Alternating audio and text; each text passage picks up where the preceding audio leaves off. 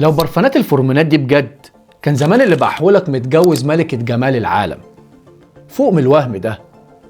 وتعال اقول لك السر. شركات التسويق بتقنعك ان العطر فيه فورمونات سحرية هتنوم الناس مغناطيسيا. علميا ده نصب. مفيش هرمونات بتتباع في ازازة وتخترق دماغ اللي قدامك. السر الحقيقي لما البرفان يعلي هرمون الثقة جواك انت.